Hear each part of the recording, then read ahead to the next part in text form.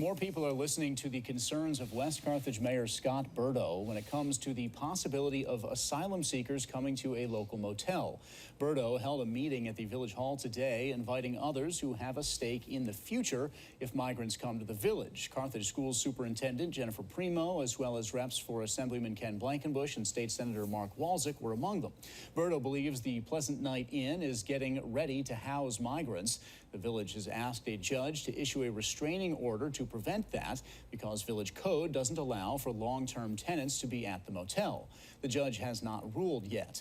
As for today's meeting, Burdo wants to keep clear communication between those who will be affected, like fire, police, hospitals, and schools.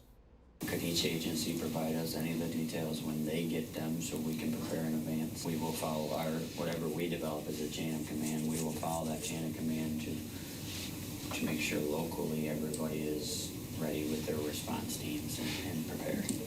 The owner of the Pleasant Night Inn says he was contacted by a company, but no contracts are signed. Meanwhile, in New York City, city officials there are again asking New York State to use closed upstate prisons to house asylum seekers. 7 News reporter Zach Grady is live tonight and asked about closed prisons near Watertown and Ogdensburg. Zach.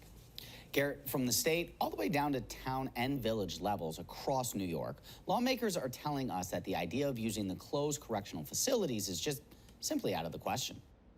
My initial reaction is that this is a terrible idea. 116th District Assemblyman Scott Gray did not mince words when asked about the idea of using the closed prisons outside of Watertown and Ogdensburg to house asylum seekers in the North Country. We're carting these people around like they're a commodity. And, you know, if you look over my shoulder, you will see, you know, fencing, razor wires, towers, you know, a facility that's institutionalized. Is that anything that we should be housing migrants in? No. Along with questioning the humanity of housing people at the closed correctional facilities, local lawmakers say the prisons do not have the infrastructure in place to be able to do so. There's been no heat or electricity or water or sewer service to that facility in over 2 years now. It is in complete disrepair. It has been left to the elements, basically, and uninhabitable. When asked if the town of Watertown were to receive financial assistance to fix the facility for the purpose of housing the migrants, Bartlett says the town simply is not interested. We have enough issues going on here now with the homeless, the needy, and this would just exacerbate the plan.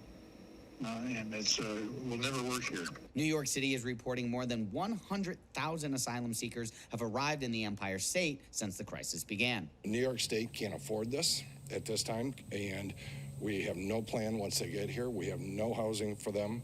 We don't have the capabilities in our schools to handle them, and this, by any stretch of the imagination, is not humanitarian. Right now, no plans are in place to bring asylum seekers to Jefferson, Lewis, or St. Lawrence counties. Jefferson County legislator John Peck says if they were, that county is communicating with the state and federal officials to help plan for the issues that they might bring. Garrett?